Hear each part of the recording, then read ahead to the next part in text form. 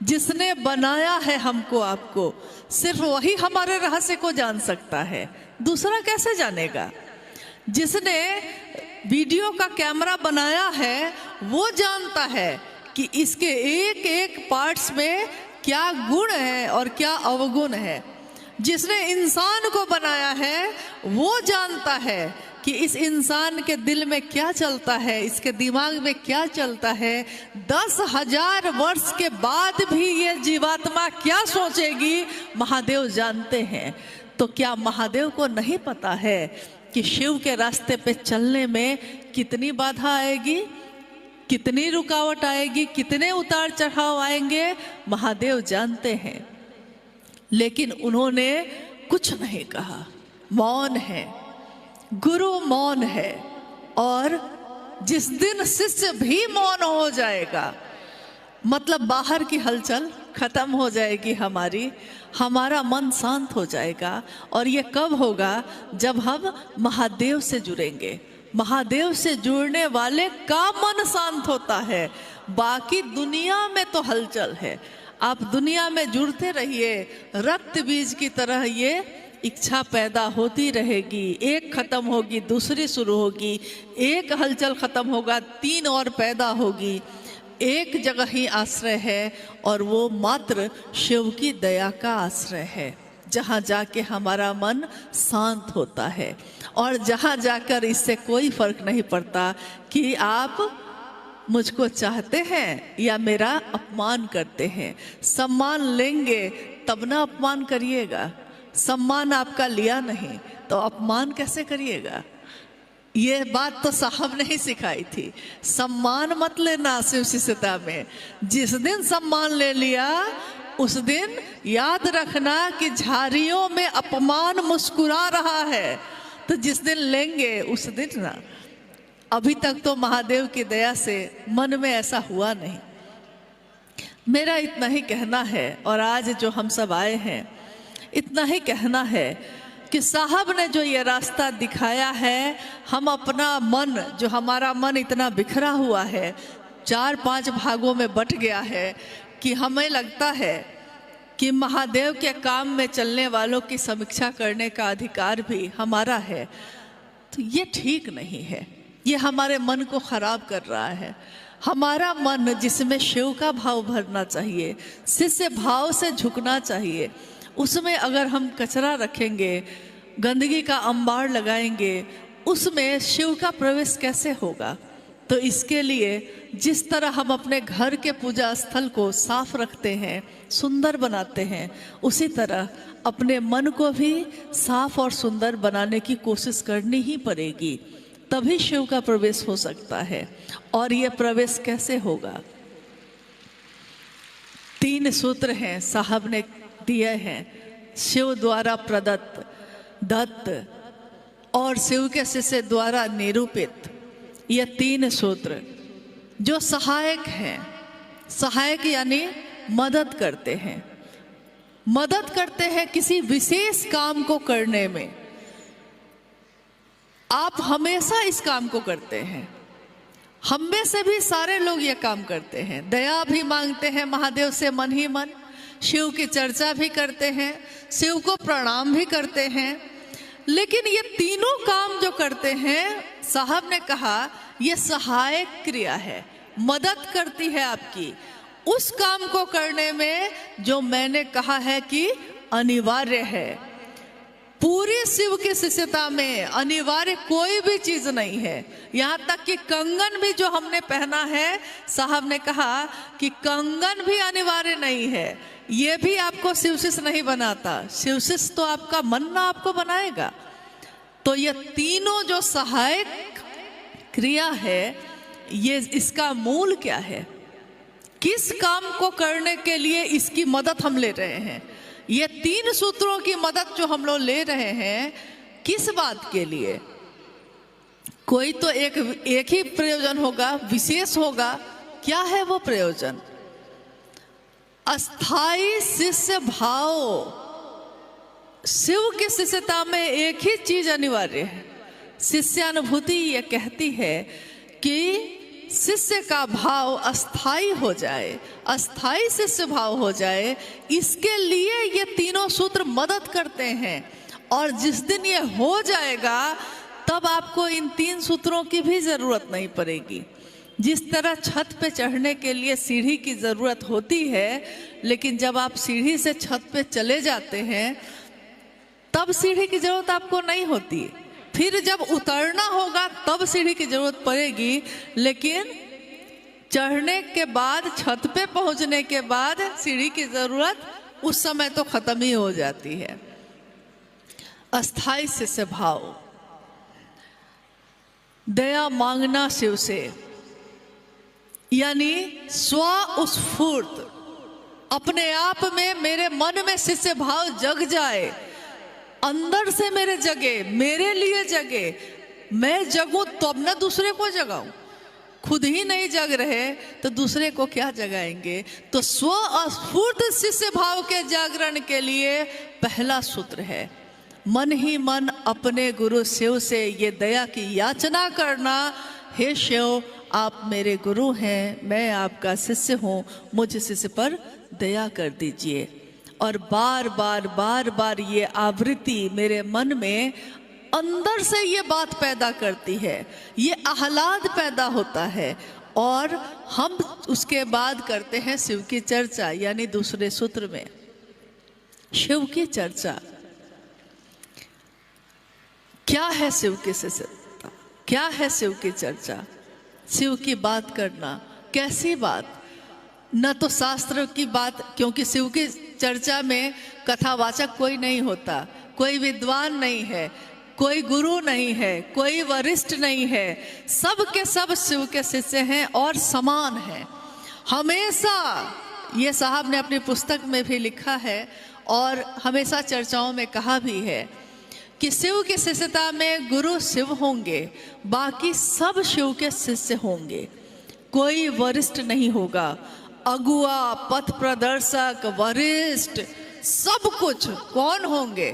तो शिव होंगे और कोई नहीं होगा। आज ही नहीं, आने वाले मनवंतरों तक ऐसा ही होगा। शिव स्वयं रास्ता दिखाएंगे सबको।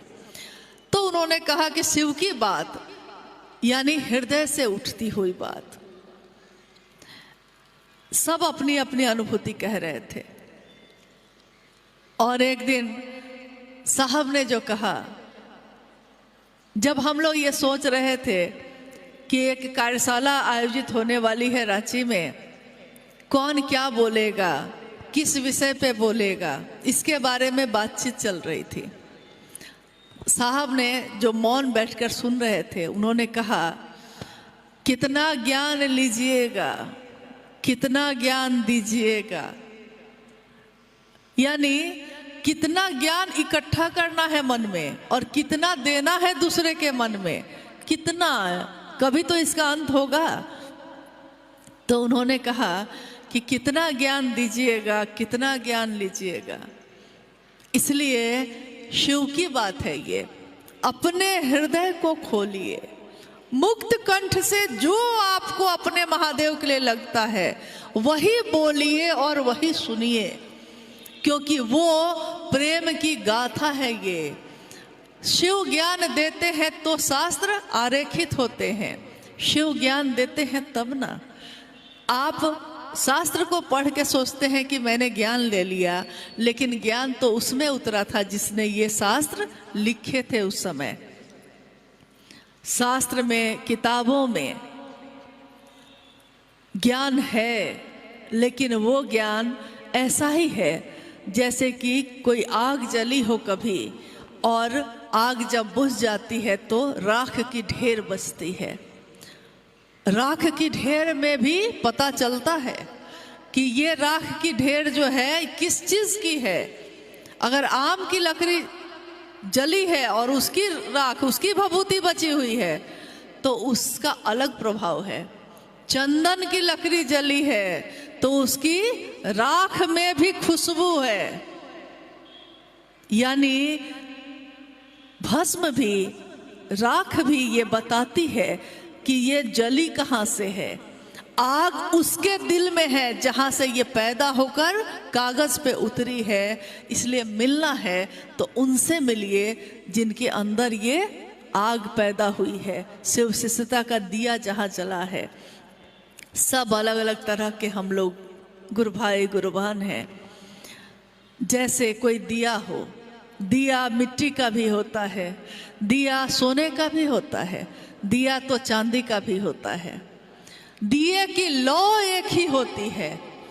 दिया अलग अलग हो सकता है लेकिन लौ कभी सुना है आपने कि अलग है? सबकी लौ एक ही होती है। तो बिखरे बिखरे तारे हैं हम, अलग अलग दिए हैं हम, लेकिन हम सबके अंदर जो लौ जल रही है शिव शिष्यता की, उस लौ की चमक एक ही है। उस लौ में जो ऊर्जा है वो एक ही है। इसलिए किस बात का बैर है, किस बात का भय है, किस बात का अविश्वास, किस बात का संशय, जब सबकी लौ एक ही है, सबके गुरु शिव ही हैं, सबको एक ही होना है। तो हम उस रास्ते पे चलें जो रास्ता साहब श्री ने दिखाया है। शिव की बात भी दूसरों से करें तो उसके पीछे अलौकिक उद्देश्य एकमात्र यही होना चाहिए कि मेरे गुरु शिव दूसरों के भी गुरु हो सके। तीसरा सूत्र जिसमें हम शिष्यता के भावांतरण के लिए तीसरा सूत्र करने के लिए कहा गया, शिष्यता का भावांतरण, यानी शिष्य भाव आ जाए, उसका जो हमारे अंदर भाव है, जो विचार घनीभूत हुआ है, भाव में बदला है, वो शिष्य भाव में बदल जाए। इसके लिए शिव को प्रणाम करने का उपाय साहब ने कहा, अपने मन से महादेव को प्रणाम करिए। नमः शिवाय ऐसे भी कर सकते हैं, लेकिन प्रणाम हमारा आपका मन करता है। एक बहुत महत्वपूर्ण पंक्ति उन्होंने लिखी है और आपने शायद सुनी भी होगी। शिव चर्चा में साहब के द्वारा पंक्ति है, चूंकि यहाँ नमः शिवाय मंत्र का प्रयोग हो रहा है, शिव को प्रणाम करने का तरीका बताया जा रहा है साहब श्री के द्वारा। उन्होंने कहा, मन जब, यानी हमारा मन ही प्रणाम करेगा, मन जब श्वासों के साथ नहीं चलकर मंत्र के चैतन्य में ठहर जाता है तो मंत्र के देवता से आपका सानिध्य होने लगता है। मन जब सांस के साथ नहीं चलकर मंत्र के चैतन्य में ठहर जाता है तो मंत्र के देवता से आपका सानिध्य होने लगता है। मन कब ऐसा होता है? मन, अब इसको समझिए, प्रणाम करने की जो विधा है उसी की व्याख्या साहब श्री ने की है। उसको समझने के लिए थोड़ा मन को ही आपको यहाँ रखना पड़ेगा, क्योंकि आपके शरीर के सिर्फ रहने से काम तो चलेगा नहीं। अगर मेरा शरीर यहाँ है और मन कहीं और है तो कितनी भी अच्छी बात कही जाए आपके मन में वो प्रवेश नहीं करेगी। और शिव की चर्चा में ये कभी नहीं सोचिए कि कौन बोलता है। यहाँ आदमी महत्वपूर्ण नहीं है, कोई भी नहीं है। आज भी जब हम लोग अभी आए तो कहना चाहिए या नहीं, लेकिन फिर भी कहना पड़ेगा कि गुरु के मंच से महादेव और साहब दीदी के सिवा किसी को भी नाम लेकर प्रणाम करने की आदत ठीक नहीं। किसी को भी, हम हो चाहे कोई हो, क्योंकि ये आदत बन जाएगी हमारी। महादेव का मंच है ना, महादेव को प्रणाम, साहब दीदी को प्रणाम, और बाकी सब शिव शिष्य है ना, एक बार कह दीजिए कि सबको प्रणाम। हमको भी हो गया, आपको भी हो गया, सबको प्रणाम हो गया, बात खत्म हो गई। लेकिन ये आदत ठीक नहीं है।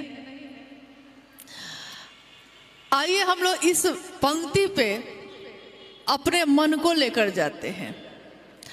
मन ही प्रणाम करता है किसी को, किसी व्यक्ति को भी, और मन ही प्रणाम करेगा महादेव को भी। लेकिन ये प्रणाम करेगा कैसे? क्योंकि बार बार हम अपने मन को ले जाते हैं वहां, लेकिन मन भटक जाता है। माला लेकर बैठते हैं लेकिन माला हाथ से छूट जाती है। कितने लोगों ने कहा है कि आंख बंद हो जाती है, नींद आने लगती है, शरीर भारी हो जाता है, यानी कि मन को आराम होता है। नींद कहाँ आती है? नींद वहीं आती है आदमी को जहाँ उसके शरीर को, उसके मन को आराम मिले, आश्रय मिले। कोई है मेरा देखनहारा, कोई है मुझको देखने वाला। साहब की इस पंक्ति का मन जब सांसों के साथ नहीं चलकर, क्योंकि एक तरीका है माला पे जप करने का। 108 की माला पे हम लोग नमः शिवाय से प्रणाम करते हैं मंत्रानुक्रम से। मंत्रानुक्रम का अर्थ होता है मंत्र अनुक्रम से, यानी एक के बाद एक, एक के बाद एक। जैसे माला हमने ली तो हम प्रणाम कर रहे हैं महादेव को, तो महादेव पे हमारा ध्यान, जो ध्यान आता है, कोई जरूरी नहीं है कि आपके ध्यान में क्या आता है। हो सकता है कोई तस्वीर ध्यान में आती हो सकता है शिवलिंग का ध्यान आता हो सकता है प्रकाश का पुंज ध्यान में आता हो सकता है कुछ भी नहीं नजर आता हो, शून्य नजर आता है, लेकिन महादेव का ध्यान है वो। तो चाहे वो जो भी चीज आपको ध्यान में आए, उस पे हमारा मन टिके और हमारे मन में ये भाव हो कि हम महादेव को प्रणाम कर रहे हैं। महादेव को प्रणाम करना यानी नमः शिवाय मंत्र का जब सहारा लेते हैं हम लोग, तो एक दाना आगे बढ़ाए हैं मन में, महादेव को प्रणाम करने का भाव लेकर नमः शिवाय यानी शिव को प्रणाम। एक दाना आगे बढ़ा, फिर दूसरा दाना। अब इस दाने को बढ़ाने में सांसों का कुछ लेना देना नहीं है। मतलब ये नहीं होगा, एक साथ दो नाव में पांव नहीं रखे जाते हैं। यानी सांस पे नमः शिवाय करने का और माला पे नमः शिवाय से प्रणाम करने का, दोनों का तरीका दो है, दोनों का लक्ष्य दो है, दोनों के परिणाम भी दो है, एक परिणाम नहीं है। क्या है ये परिणाम? लौकिक कष्ट कम हो सके मेरे, इसके लिए 24 घंटे में एक बार, जब भी आपको मन करे, जब भी आपको सुविधा हो, माला पे, रुद्राक्ष की माला पे नमः शिवाय से प्रणाम करते हैं हम लोग। क्योंकि वो 108 से गिना हुआ है, तो अलग से उसकी गिनती तो करनी नहीं है। गिना हुआ चीज को हम क्या गिनेंगे? जो नहीं गिना हुआ है उसको ना गिनेंगे। 108 तो गिना हुआ है, शुरू किए हैं और प्रणाम करते करते उसका अंत हो गया, 108 तो हो ही गया। मंत्र के अनुक्रम से, सांसों से इसका कुछ लेना देना नहीं है। सांस अपने सामान्य गति पे चलता रहता है। अब हम आते हैं अजपा जप पे, यानी सांसों पे।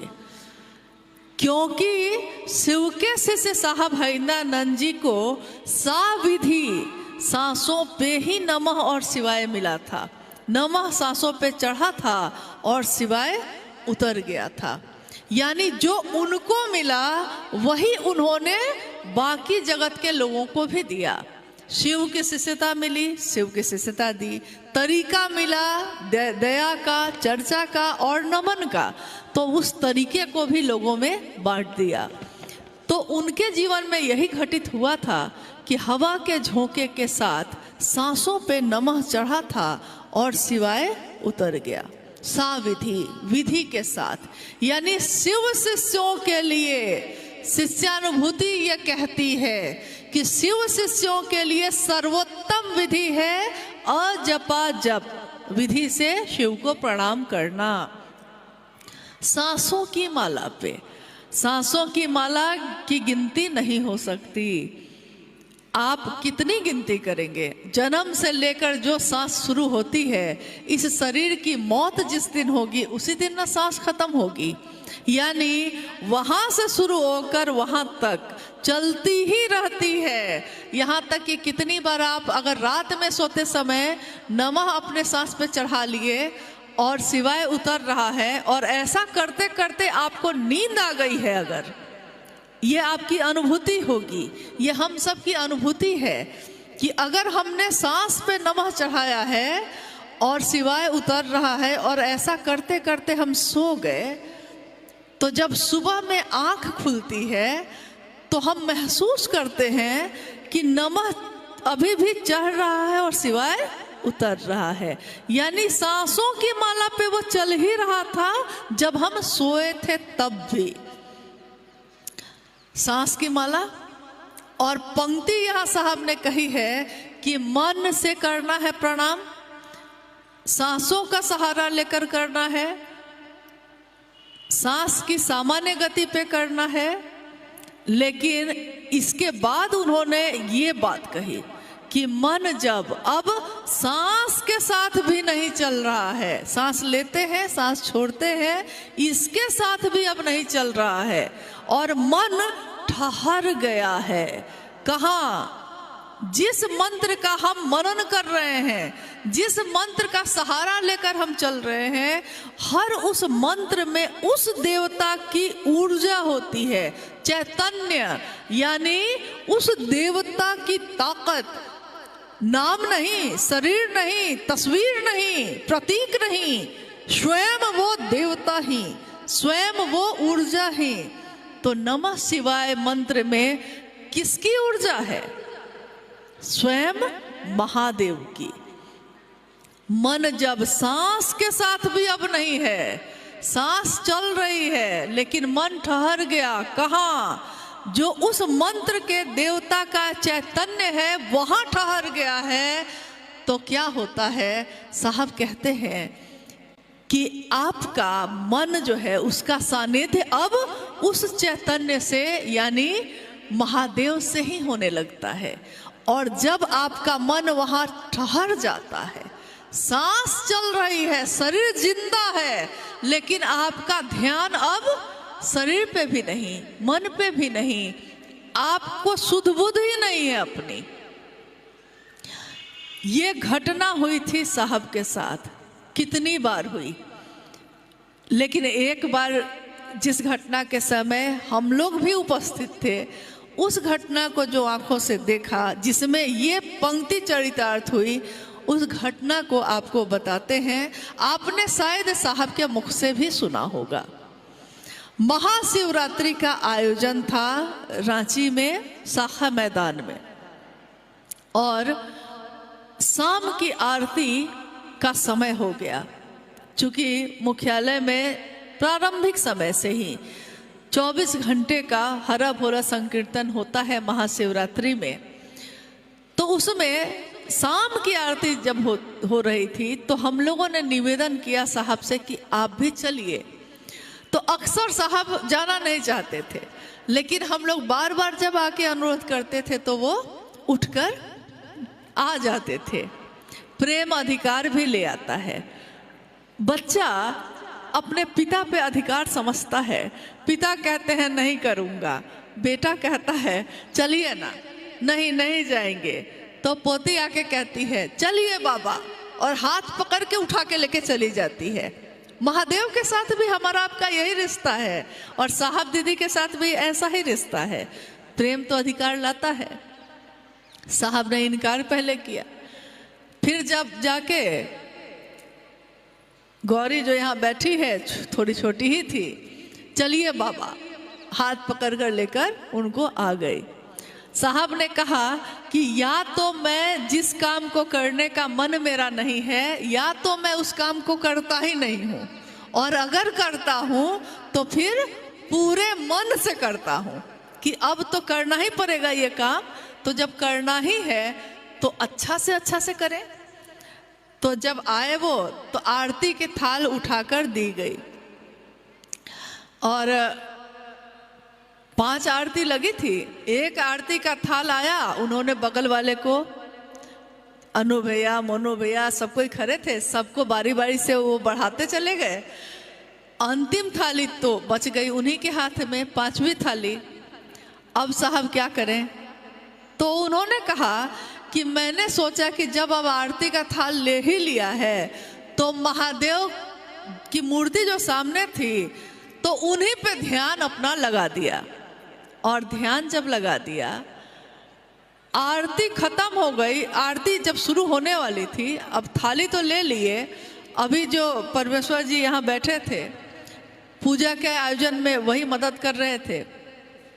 साहब ने उनको कस के डांट के कहा, आरती शुरू करो परमेश्वर। ये हड़बड़ा के आरती शुरू कर चुके थे। आरती खत्म हो गई, आधा दिया बुझ भी गया, सब ने अपनी आरती रख दी और साहब वैसे ही खड़े हैं। आरती का थाल जो उनके हाथ में है वो कांप रहा है, लग रहा है कि अब गिर जाएगा। तब तक साहब के बड़े पुत्र अर्चित आनंद जी जो उनके बगल में ही खड़े थे, उन्होंने जल्दी से हाथ बढ़ाकर उस थाली को पकड़ लिया। तो हाथ को पकड़ा तो झटका लगा उनके शरीर को। तो साहब ने थोड़ी अकबकाहट में अपनी आंख खोली और कहा, क्या हुआ? तो हम सब उनको देखने लगे, लेकिन वो शांत मन से थाल को नीचे रख दिया गया। साहब लौटकर अपनी कुर्सी पे जहां वो बैठे थे बैठ गए। हरा भोला तो चल ही रहा था, चलता रहा। जब शिवरात्रि बीत गई और हम लोग घर में बैठे, सारे स्थानीय गुरु भाई गुरु बहन भी थे, हम सब भी थे। साहब ने कहा कि जानते हैं उस समय क्या हुआ? मैंने सोचा कि महादेव पे ध्यान लगा ही लेता हूं, और जैसे ही ध्यान लगाया तो फिर उसके बाद अब मेरा मन महादेव के सानिध्य में है और मैं उनसे बात कर रहा हूं। बात भी उन्होंने बाद में बताई कि क्या की, बात कर रहा हूं। तो मुझको अब नहीं पता है कि मेरा शरीर क्या कर रहा है, यह मुझको नहीं पता। मेरा मन अब जाके ठहर गया वहां।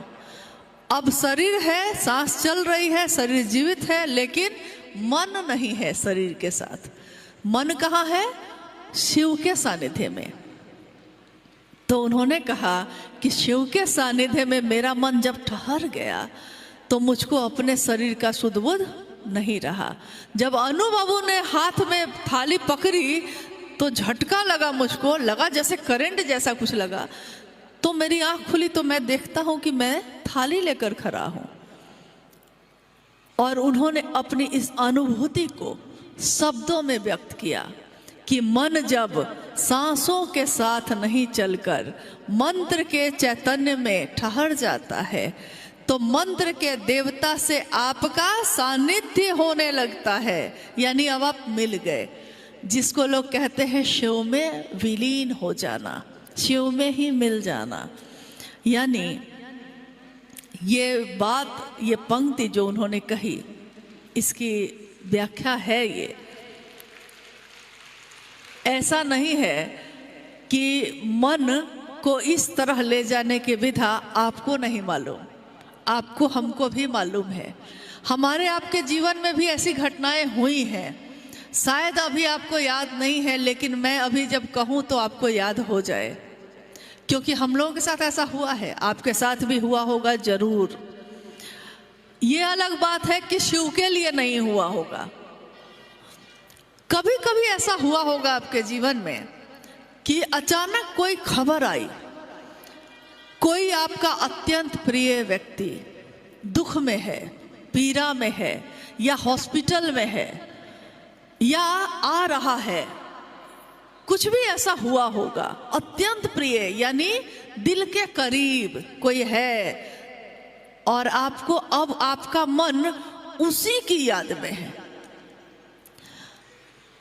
चूल्हा जलाया है आपने, चूल्हा आपका शरीर जला रहा है, वह चूल्हा को जलाए, तावा चढ़ाए हैं, रोटी बेल रहे हैं और रोटी रखनी है तावा पे और रख दिया है आपने हाथ, याद ही नहीं। हाथ जला है तो आप हाथ को पीछे खींच के कहते हैं अरे ये क्या हुआ?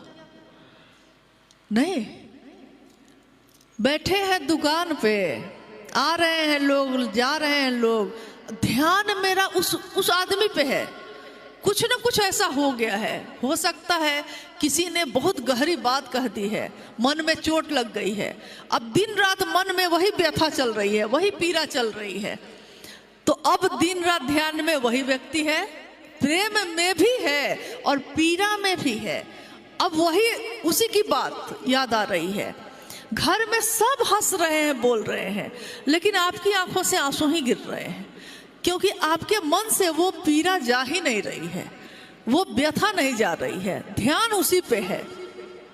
बेटा कह रहा है माँ रोटी दो ना, उधर से दो ना, और आप पानी बढ़ा देते हैं।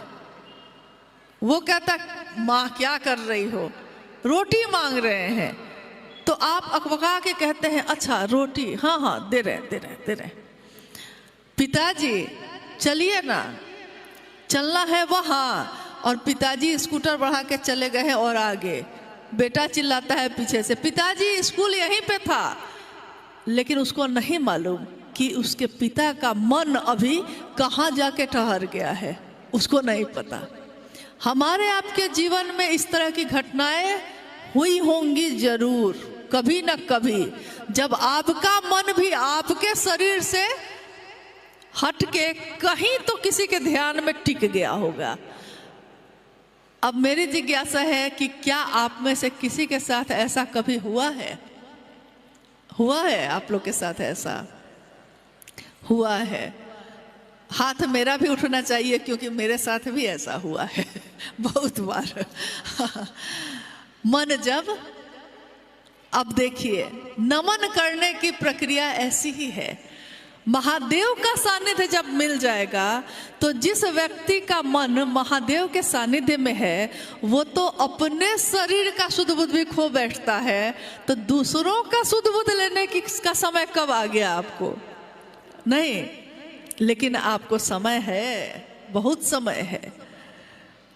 आज महादेव की दया से इस जगत में हम और आप और हमारे जैसे करोड़ों लोग महादेव को अपना गुरु बना के चल रहे हैं।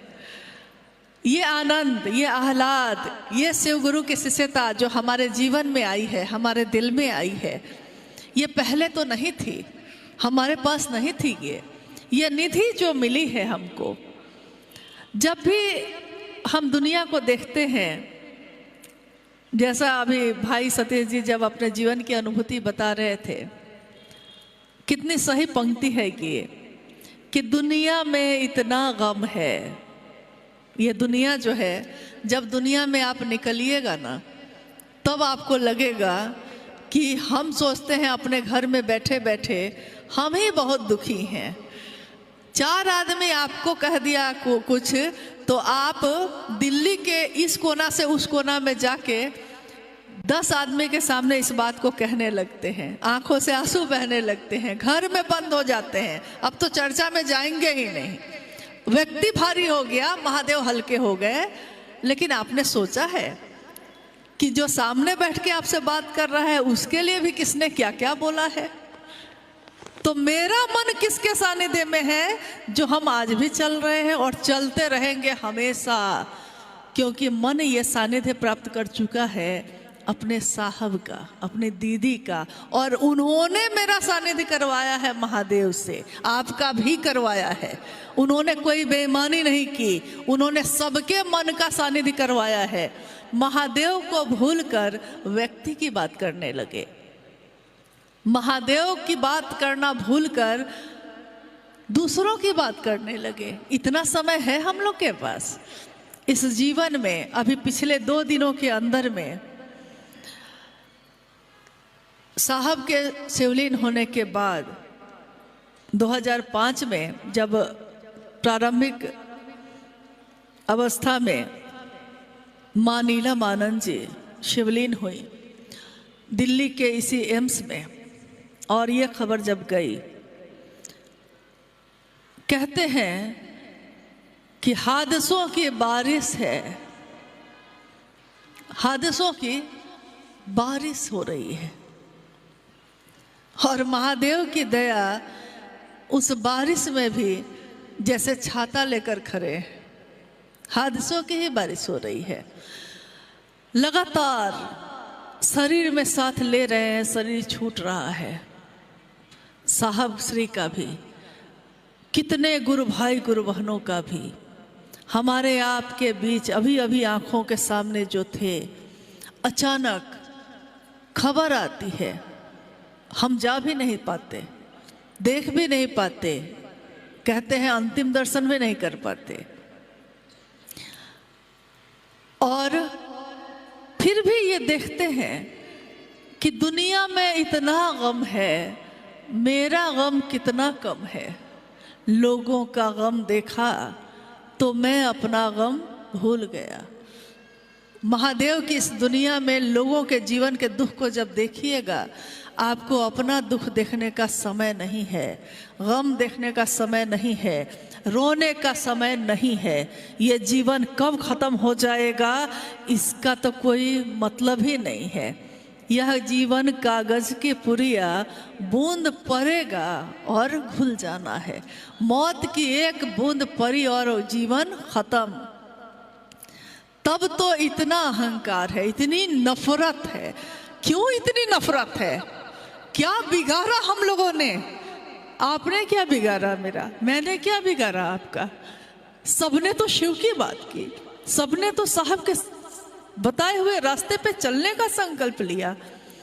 और इससे तो कहते हैं ज्ञान की धाराओं का जब संगम होगा, ज्ञान की धारा किसी के भी हृदय से फूटे, आपके हृदय से, साहब के, मेरे, उनके, इनके, ज्ञान की धारा जो विशुद्ध प्रेम की है, ईश्वर की है, उसका मिलन जब होगा तो वो तो उसमें तो मिलन होता है, उसमें संघर्ष नहीं होता। संघर्ष तो नफरत में होता है, प्रेम में संघर्ष कैसे हो सकता है? यानी हमने कहीं ना कहीं भूल की है, हमसे कहीं ना कहीं कुछ गलती हुई है। थोड़ा अकेले अपने साथ बैठिए। हर गुरु भाई गुरु बहन के लिए कहते हैं, अपने लिए भी ये कहते हैं। अकेले बैठिए और सोचिए, अपने जीवन को देखिए। जिस तरह उस दिन आरा के शमशान में बैठकर, गांगी शमशान में बैठकर हमारे साहब श्री ने अपने जीवन के पिछले 14 वर्ष को देखा था और उन्होंने देखा कि हासिल कुछ भी नहीं है, हाथ खाली के खाली हैं। और उन्होंने अंतिम शरण ली थी शिव की। हम आप जिसने भी शिव को अपना गुरु बनाया है, हम भी अपने जीवन के उस समय से लेकर जिस दिन हमने शिव को अपना गुरु बनाया था, उस दिन से लेकर आज तक के जीवन को अपने देखें और ये सोचें, क्या पाया, क्या खोया, पाया क्या है ये सोचिएगा। और अगर नहीं पाए हैं तो पाने की कोशिश करिए। खोने के लिए कुछ भी पास में नहीं है। खोने के लिए तो दुनिया में खोना ही खोना है, पाना कुछ नहीं है। एकमात्र महादेव को पाकर ही हमारा मन सुख का अनुभव कर सकता है, आनंद का अनुभव कर सकता है। उनको पाने की कोशिश करिए। कोई किसी को पसंद नहीं करता, कोई बात नहीं। क्या साहब को सारे लोग पसंद करते थे? क्या महादेव को पूरी दुनिया के लोग पसंद करते हैं? क्या आपको, हमको, किसी को भी सारे लोग पसंद करते हैं? ऐसा नहीं होता। तो पसंद करिए या ना करिए किसी को, लेकिन कम से कम नफरत तो मत दीजिए। क्योंकि अगर आपने नफरत दी तो जो जिसको दे रहे हैं उसका तो कुछ नहीं बिगड़ेगा, लेकिन आपका मन ही घायल होगा। क्योंकि नफरत पहले आपके मन में ही पैदा होती है। वो दूसरा आपकी बात नहीं सुन रहा है, आप उसके बारे में बैठ के बात कर रहे हैं, लेकिन वो आपकी बात नहीं सुन रहा। आपके मन में ही वो नफरत पैदा होती है, आपके मुख से ही वो नफरत निकलती है और आपके कान ही उस नफरत को सुनते हैं। साहब ने ये नहीं कहा। साहब ने कहा किसी भी स्थिति परिस्थिति में रहना, लेकिन बात महादेव की करना, बात महादेव की सुनना और महादेव को ही अपने मन में रखना। उसमें नफरत के लिए कोई जगह नहीं। आज या कल, चाहे जब हो, चलना तो सबको एक साथ ही पड़ेगा। जितनी जल्दी हम लोग इस बात को समझ लें उतना अच्छा है। और किसी के मन में अगर ये लगता है कि हाँ उसको तकलीफ हुई है किसी से, तो हम तो क्षमा ही मांग सकते हैं। हम आप एक दूसरे से क्षमा मांग सकते हैं, क्योंकि हमारी भूल छोटी सी है, आपकी भूल छोटी सी है।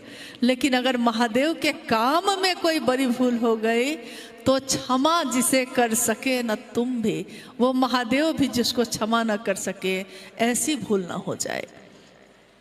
आइए, जो महादेव की दया से अभिव्यक्ति की जो धारा है, उस धारा में, महादेव की धारा में ही हम चले। अनुरोध करते हैं मन संचालक जी से कि अगर कोई जिज्ञासा है तो वो रखें। अच्छा, गौरी जी हैं आज। ठीक। गुरु अपने शिष्य के सर्वोत्तम पक्ष को उजागर करते हैं, कैसे? हमें कृपया समझाएं। गुरु अपने शिष्य के सर्वोत्तम पक्ष को उजागर करते हैं। शिष्यानुभूति की ये पंक्ति जितनी बार पढ़िए, पूरी किताब जितनी बार पढ़िए, लगता है उतनी बार कुछ नया समझ में आ रहा है, कुछ नई बात। जैसे प्याज का छिलका एक छिलिए नीचे और है, और छिलिए और है।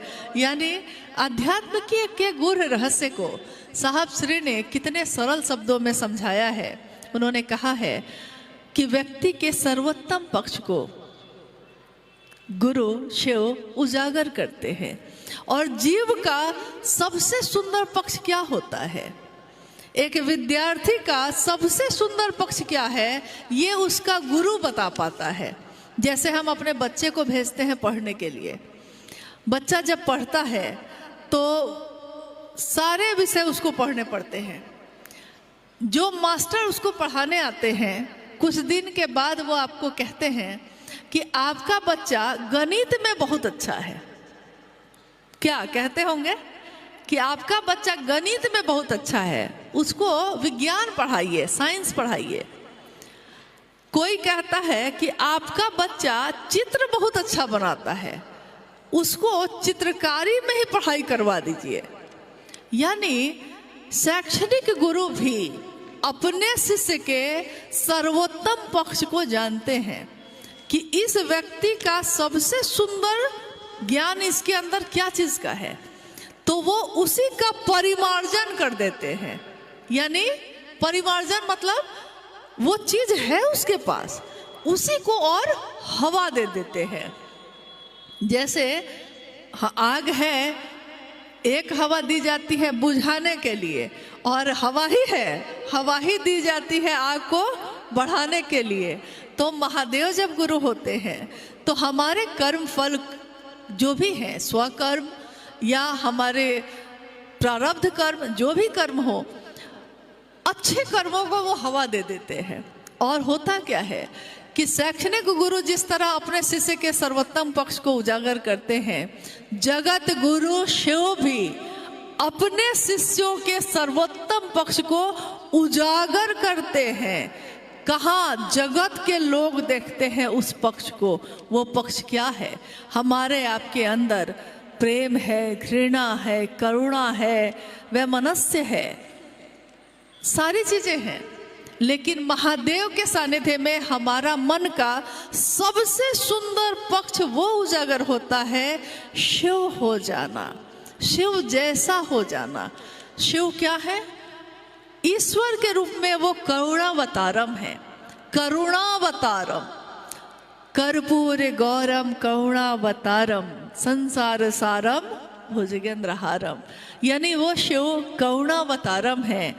करुणा कण कण में है उनकी, और करुणा का ही एक भाग है दया। करुणा का भाग है दया। यानी करुणा जो सब पे एक समान है। दया सिर्फ शिष्यों पे होती है, यानी शिष्य पे ही कर सकेंगे वो, लेकिन करुणा तो हर जीव पे होती है। तो शिव पे दया, शिव की दया से जीव शिव होता है, यही उसका सर्वोत्तम पक्ष है। और जब वो शिव होता है, शिव जैसा होता है, तो उसके अंदर दबा हुआ वो भाव जो करुणा से भरा है, सबके लिए उजागर होता है। तब वह दूसरे के दुख को महसूस करता है। किसी के कष्ट को देखकर उसकी आंखों में भी आंसू हैं। कोई भूखा है तो उससे खाया नहीं जाता, वो अपनी थाली बढ़ा देता है। कोई ठंड में कांप रहा है तो वो अपनी चादर उतारकर उसको बढ़ा देता है, क्योंकि उसका स्वभाव जो सिर्फ अपने लिए सोचता था, अब स्वार्थ के तटबंधों को तोड़कर सर्वमय हो गया, सर्वहित का सोचने लगा, सबके लिए सोचने लगा। यहाँ कौन पराया है? यहाँ कोई पराया नहीं, इसलिए वो अब सबके लिए सोचता है, सबका अच्छा और शुभ सोचता है। वाणी शब्दों और मौन व्याख्यान की सीमा से भी परे जाकर शिष्यात्मा की परमात्मा से अन्विति सुनिश्चित करनी होती है। शिष्यानुभूति की ये पंक्ति कृपया समझाए। जोर से बोलिए। जिज्ञासा आपने सुनी। वाणी शब्दों और मौन व्याख्यान की सीमा से भी परे जाकर शिष्यात्मा की परमात्मा से अन्विति सुनिश्चित करनी होती है। शिष्यानुभूति की ये पंक्ति कृपया समझाएं। वाणी यानी बोली, जो आपकी आवाज निकल रही है, शब्द, उस शब्द में क्या निकल रहा है, और मौन व्याख्यान की सीमा, पहले हम इसको समझ लें। वाणी और शब्द जो है एक सीमा तक वो बहुत ज्यादा काम करता है, इतना काम करता है कि शब्द के लिए कहा जाता है कि शब्दन मार जगाए दीजो रे, गुरु पैया लागू नाम लखाए दीजो रे। शब्द की मार से गुरु उठा देते हैं। जागा जागा महादेव, ये कहना ही, देखिए आपके हाथों को उसने उठा दिया। शब्द, इस शब्द में ताकत है। वाणी जो बोल रहा है, मौन कोई है उसमें, लेकिन एक सीमा तक। एक शब्द औषधि करे और एक शब्द चले बाण। एक शब्द औषधि का काम भी करता है और एक शब्द तीर की तरह आपके सीने में भी लगता है।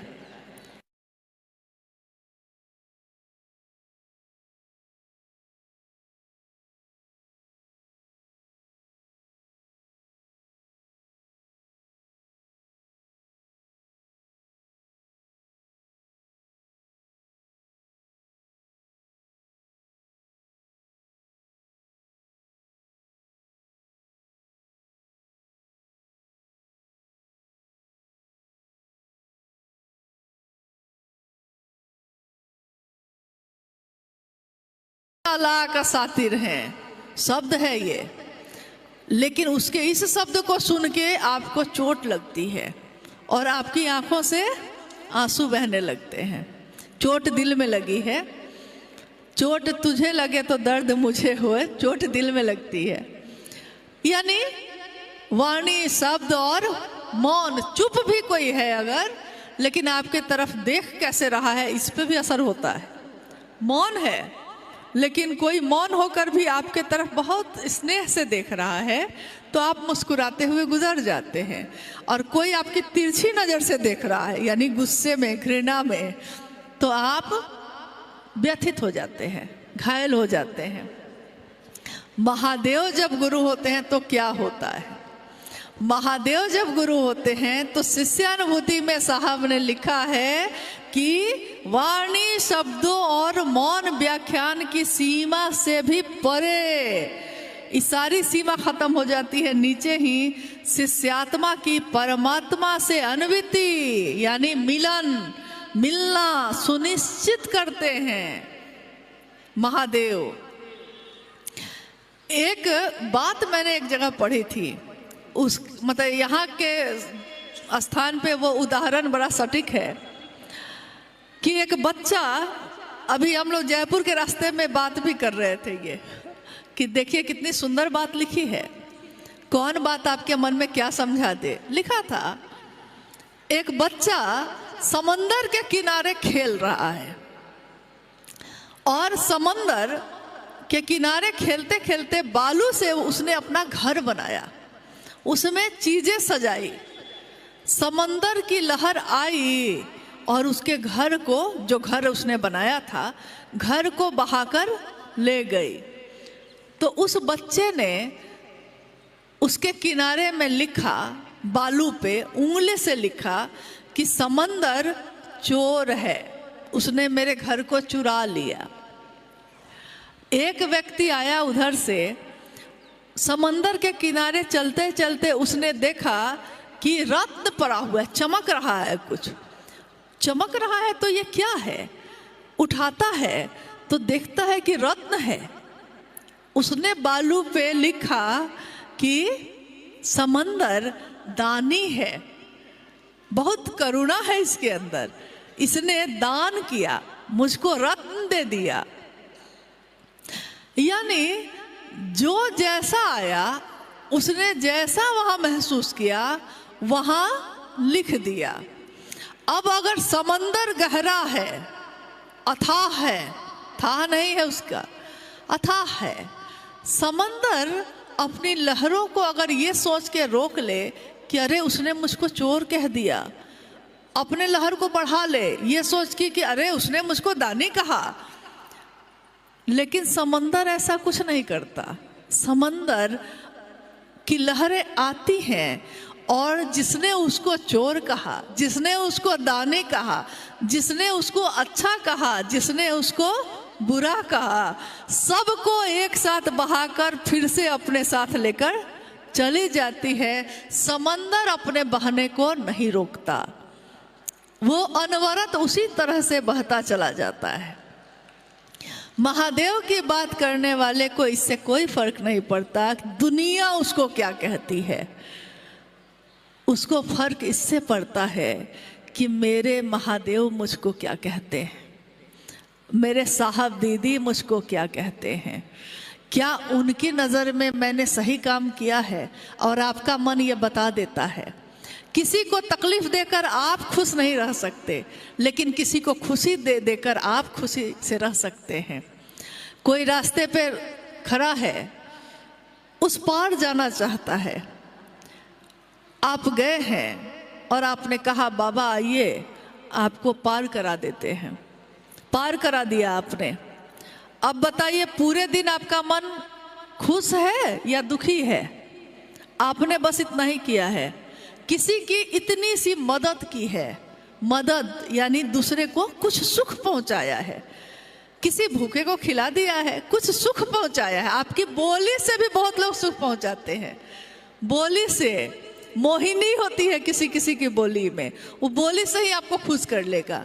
आपको किसी ने सुख पहुंचाया है, आपने किसी को सुख पहुंचाया है, तो आपका मन पूरे दिन आनंदित है, जबकि दोबारा उस आदमी से आप मिलेंगे नहीं। लेकिन क्योंकि आपने दूसरों के हित के लिए कुछ किया है, दूसरे के सुख के लिए कुछ किया है, तो सुख उसको देने चले थे ना। आपका मन दुगुना सुख कैसे महसूस कर रहा है।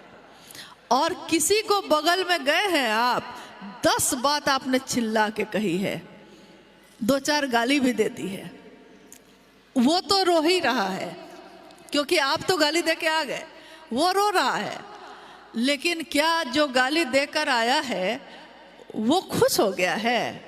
नहीं, उसने जितनी पीड़ा दूसरे को दी, उससे 5 गुना पीड़ा उसके मन को झेलना पड़ रहा है। और साहब ने कितनी सुंदर बात कही, उन्होंने कहा कि दूसरों को शिव से बनाओगे तो खुद बनोगे, दूसरों को शिव के लिए प्रेरित करोगे तो खुद शिव के पास पहुंचोगे। देखिए यही विज्ञान वहां भी काम कर रहा है कि दूसरे को पहुंचाइए ताकि खुद पहुंच सकिए, दूसरों को शिव की बात याद दिलाइए ताकि आपके मन को भी शिव याद आए। बाकी जगत में जीने के लिए तो हम सब कुछ न कुछ काम करते हैं, अपने जीवन को जीने के लिए आप भी कुछ काम करते हैं, अपने जीवन को जीने के लिए हम भी कुछ काम करते हैं। लेकिन महादेव की बात करना किसी भी शिव शिष्य के लिए पेशा नहीं है, ये उसका व्यापार नहीं है, ये उसका बिजनेस नहीं है, ये उसका जीवन है। जीवन को चलाने के लिए व्यापार करता है, लेकिन जीवन को जीने के लिए महादेव से प्यार करता है और कुछ नहीं करता वो।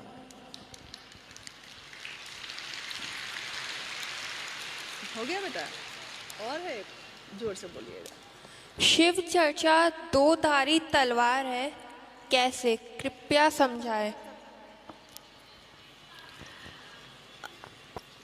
अभी अभी जो बात मैंने कही कि दीजिएगा दूसरों को, चलेगा आप पे भी। जो चीज दीजिएगा दूसरे को वो मिलेगा आपको भी। तो शिव से था ना, शिव चर्चा, हाँ शिव चर्चा दो धारी तलवार है। ये पंक्ति आजकल बड़ी पॉपुलर हो गई है, मतलब प्रसिद्ध हो गई है। इस पंक्ति की व्याख्या अलग अलग लोग अलग अलग तरीके से कर रहे हैं। किसी भी पंक्ति या किसी भी शब्द को समझने के लिए पहले उसके बारे में समझना होगा जिसने ये बात कही है, क्योंकि पंक्ति जिनकी है उनके भाव से ना देखना होगा उन्होंने किस भाव से कही ये बात, नहीं, उन्होंने किस भाव से कहा है।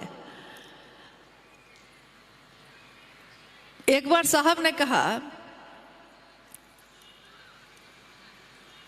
कि गाड़ियां आ रही थी और जो गाड़ी की देखभाल यातायात देख रहा था उसको कहा गया, मतलब कहानी ये अकबर बिरबल की है, सच्चाई ये है, ये अकबर बिरबल की कहानी है। और साहब ने एक दिन जब हम लोग बैठे थे तो इस बात को कहा था, बाद में शिव चर्चाओं में भी कभी कभी कहा उन्होंने। उसमें बिरबल ने यातायात जो चल रहा था वहाँ लोगों को कहा कि गाड़ी जो आएगी उसको रोकना मत, जाने देना। पंक्ति आपने सुन ली, रोकना मत, जाने देना। बिरबल ने कहा कि रोकना मत, जाने देना। जो यातायात देख रहा था उस तक पहुंचते पहुंचते ये पंक्ति, कॉमा फुल स्टॉप का कितना महत्व होता है, ये पंक्ति बदल गई। उस तक पहुंचते पहुंचते पंक्ति पहुंचाने वाले ने कहा कि बिरबल जी ने कहा है कि रोको मत, जाने देना। वाक्य वही है, रोको मत, जाने देना। वाक्य तो वही है, खाली कॉमा बदल गया। रोको मत, जाने देना। अर्थ का अनर्थ हो गया कि नहीं? वही कुछ हो गया है। सारे लोग तो नहीं, क्योंकि साहब ने कहा मेरी बातों को समझने के लिए दिल से पढ़ोगे तो समझ जाओगे और दिमाग से तो कभी भी समझ नहीं पाओगे। तो जो भी बात साहब ने कही है, लिखी है, उसको दिल से ही पढ़ना होगा, दिल से ही सुनना होगा और उनके नज़र से देखना होगा कि उन्होंने क्या कहा। शिव चर्चा दो धारी तलवार है, ये बात उन्होंने कही। यानी शिव की चर्चा में स्वयं जो शिव की चर्चा कर रहा है वो भी है और समूह जो शिव की चर्चा सुन रहा है वो भी है। शिव की चर्चा शिव के शिष्य सिर्फ इसलिए करते हैं ताकि स्वयं का मन भी और समूह का मन भी, दोनों का मन शिव भाव से आप्लावित हो जाए, शिव भाव से भर जाए। मेरा मन अगर नहीं भरा तो आपका कैसे भरेगा? आपका मन नहीं भरा यानी मैंने दिमाग से शिव चर्चा की है, दिल से नहीं की है।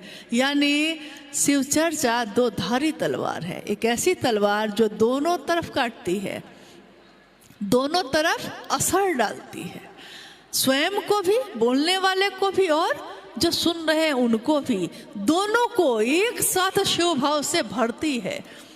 तभी शिव की चर्चा का उद्देश्य पूर्ण भी होता है। तो साहब की बातों को पढ़िए, सुनिए और लोगों को बताइए, लेकिन उसके अनुसार जिसने ये बात कही है।